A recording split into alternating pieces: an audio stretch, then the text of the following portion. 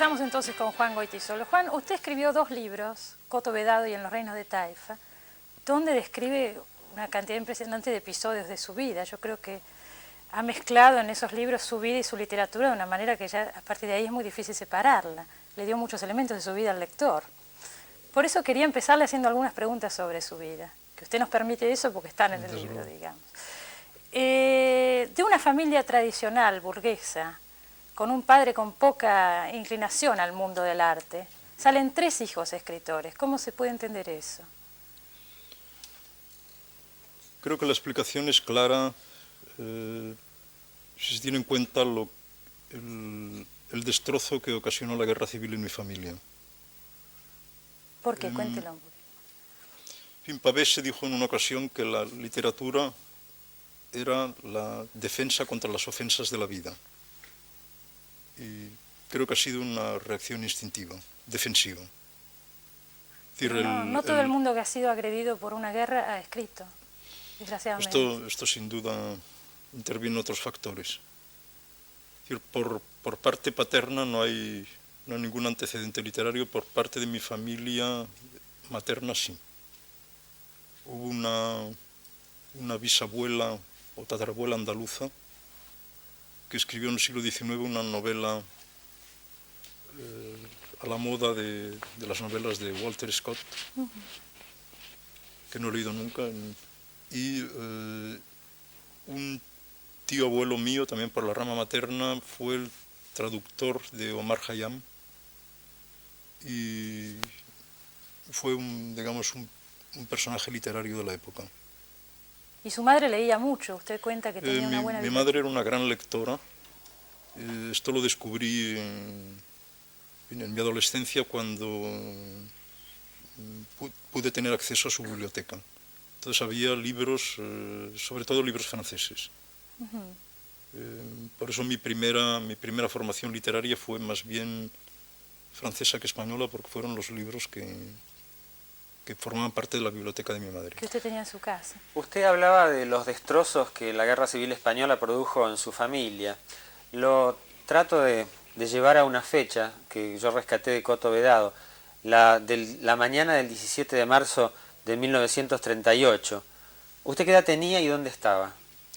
Yo estaba mi familia se había refugiado en un pueblo del norte de Cataluña, del norte de la provincia de Barcelona, que se llama Viladrau.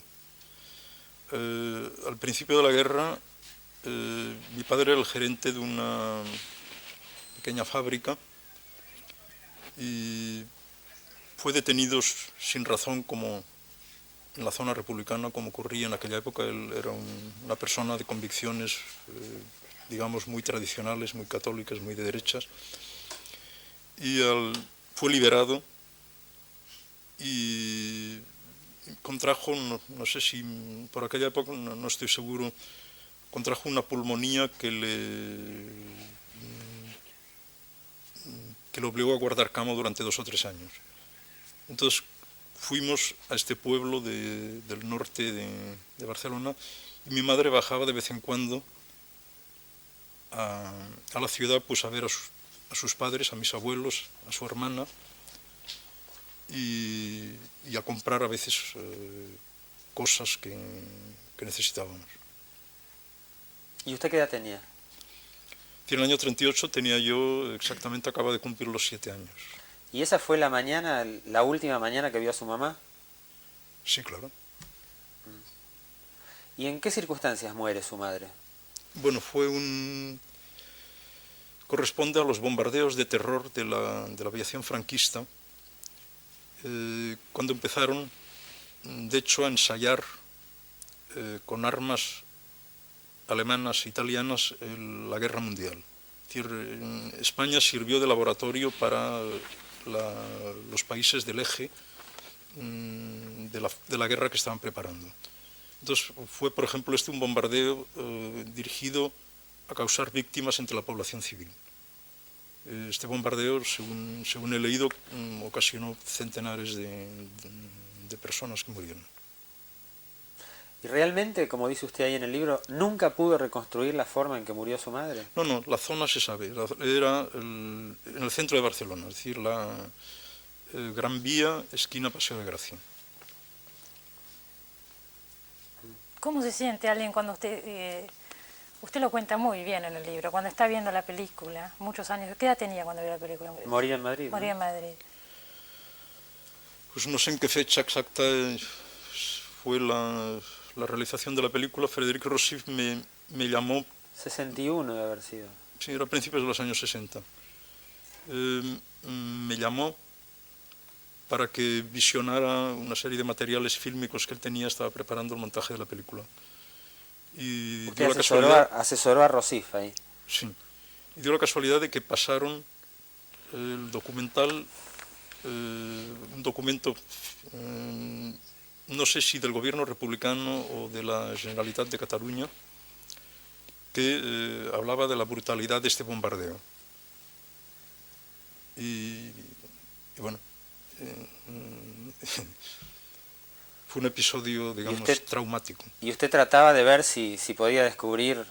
No lo intenté en absoluto. Pero al contrario, tenía miedo de que eso sucediera. Al revés, era un terror. Sí. Claro. Es una de las escenas, creo, no sé, que a mí más me conmovieron del libro. ¿Qué lo llevó a escribir sus memorias? ¿Por qué quiso escribir su vida? No me gusta la palabra memoria. No, es que no son memorias. Porque es un término muy desacreditado en España, porque lo que caracteriza los libros de memorias en España es precisamente la falta de memoria. Lo que en España se vende por memorias son gente que hablan de su vida, pero en realidad lo que cuentan son historias sobre los demás, chismes divertidos, y cuando hablan de sí mismos pues siempre pretenden dar un retrato oficial muy favorable y ocultando cuidadosamente todo aquello que puede perturbar o manchar una presunta imagen. Por este aspecto, en fin, por esta razón no acepto el término de libro de memorias. Hablo de texto autobiográfico. Y lo escribí por una razón a la vez moral y literaria. Cuando se publicó Coto Vedado dije que era un texto a la vez moderno, nuevo y anacrónico. Anacrónico porque textos así existen en la literatura inglesa y francesa desde finales del siglo XVIII. Y en el siglo XIX podemos encontrar, sobre todo en la literatura inglesa, textos autobiográficos absolutamente admirables, de una sinceridad devastadora. ¿Cómo cuál, por ejemplo? ¿Por qué no nombra alguno? Bueno, desde las memorias de Samuel Pepys, el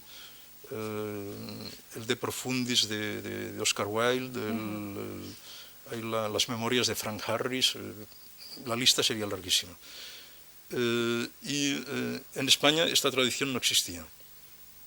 Y por eso era algo nuevo, porque un texto así no creo que exista en la literatura española. Me dijo Octavio Paz, me lo dijo, aunque hizo una salvedad hablando de las memorias de un autor mexicano que no he leído, y señalaba también de que este género no existía.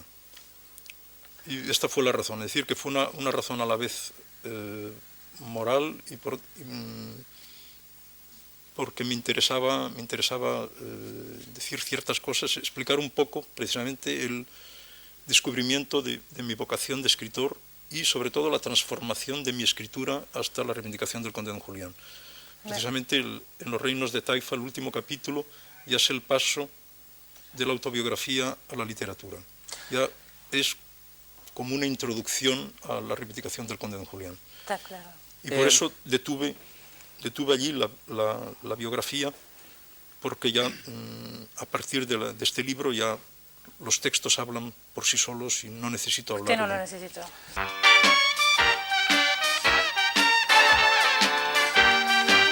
se refería al explicar por qué no le gusta el término memorias, una cosa que es cierta, y es que la gente cuando habla de su vida la adorna, la acomoda a su manera como para dar la imagen que quiere dar.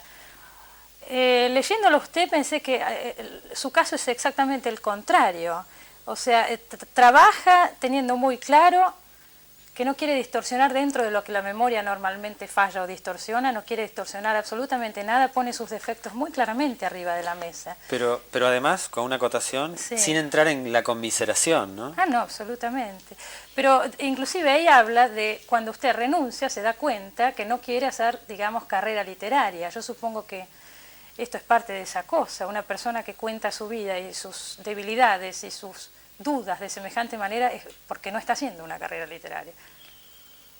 Obviamente, quiero decir, si alguien, hay que saber escoger o uno se dedica a la literatura, uno se dedica a hacer una carrera literaria. Para mí son dos cosas totalmente incompatibles, como lo descubrí en un determinado momento. No hay casos donde usted ve, no hay obras donde dice esto es compatible, personas que evidentemente han hecho carrera literaria, pero además han hecho una buena obra, ¿usted piensa que no? La vida, yo creo que la literatura se venga. Se venga. Sí. Es decir, el escritor que adopta una postura oficial, yo no le veo posibilidades. La escritura es algo muy sutil y quien la traiciona en favor de otra cosa, pues la literatura se venga. Usted sintió en algún momento que la traicionaba, ¿no es cierto? En sus primeros años en Francia, por ejemplo, usted estaba haciendo una carrera literaria. Sí, me encontré de hecho en una situación de cierto poder literario y de la que en cuanto fui consciente me deshice de una forma muy consciente, es decir, abandoné esta carrera literaria por algo, o mi posición en el mundo editorial por algo mucho más difícil, que es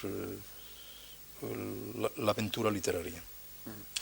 Usted, Goytisolo, escribió mucho sobre la identidad. De hecho, tiene un libro maravilloso, Señas de Identidad, que no recomiendo a nadie leer fuera de su patria. O sí, en realidad es absolutamente recomendable hacerlo en esas circunstancias, donde habla de la identidad de lo español, del ser español, pero resulta que vive mitad del año en Marrakech y mitad del año en París.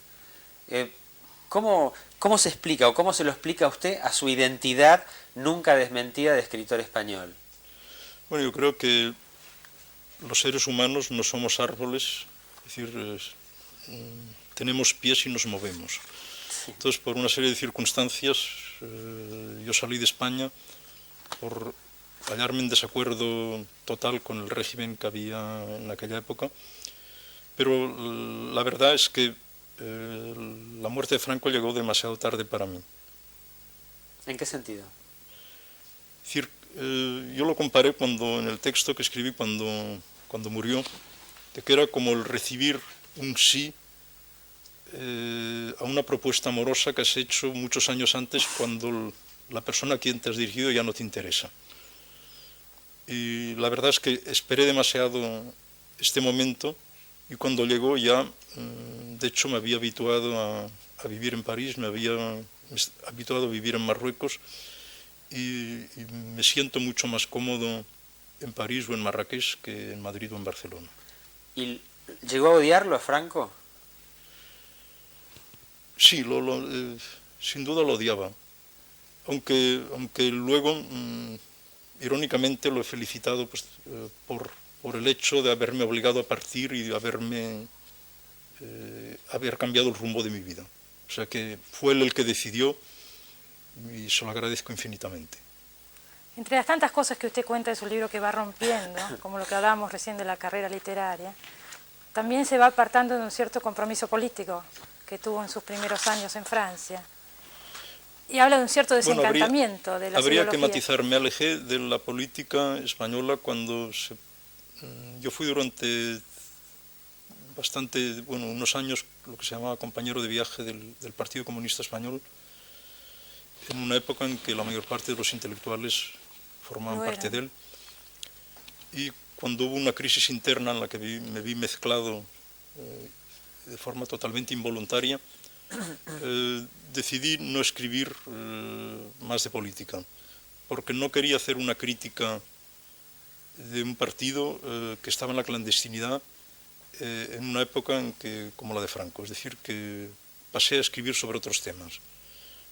Desde entonces me he intervenido en otras causas políticas, y concretamente pues soy un militante de Amnistía Internacional y de los derechos humanos. Igualmente de los pueblos que han sufrido agresiones, es decir, he militado por el derecho a la autodeterminación del pueblo palestino de una forma muy activa. Igualmente, por ejemplo, en el caso de Afganistán, contra la intervención soviética. Y en general soy muy sensible a todos los problemas de desequilibrio de norte-sur y me siento en el momento, aun cuando España ha entrado a formar parte del Club de Países Ricos del Norte, yo me siento moralmente del sur y lo seré siempre. Pero hubo un cierto desencantamiento de las ideologías, ¿no es cierto? Usted habla es algo ya demasiado obvio, en efecto, porque ahora, digamos, lo que percibimos en los años 60, pues ahora son los propios dirigentes de los países del bloque del Este los que están desmontando este sistema. De todas formas, yo creo que esto tiene un lado muy positivo. Tiene un lado muy positivo porque ha desaparecido realmente del horizonte el espantajo de la amenaza soviética. Nadie puede hacernos creer de que la Unión Soviética es una amenaza para Occidente y, sin embargo, la carrera de armamentos prosigue y los gastos delirantes de los países de Occidente en armamento prosiguen. Y ahora yo creo que es el momento de tomar una posición muy clara y exigir una transferencia de prioridades, reducir estos gastos al mínimo de la defensa lógica de cada país y abordar los temas mucho más graves, que es el hambre en el tercer mundo, el problema de la deuda, el problema del desastre ecológico que estamos viviendo, etc. Es decir, que hasta ahora todas estas prioridades han sido ocultadas por razones de geoestrategia. Ahora el velo ha desaparecido y es el momento de que planteemos de verdad, de que exijamos de nuestros gobiernos una mayor compasión hacia los sufrimientos del tercer mundo y una postura más racional con respecto al equilibrio del ecosistema y de los gastos militares.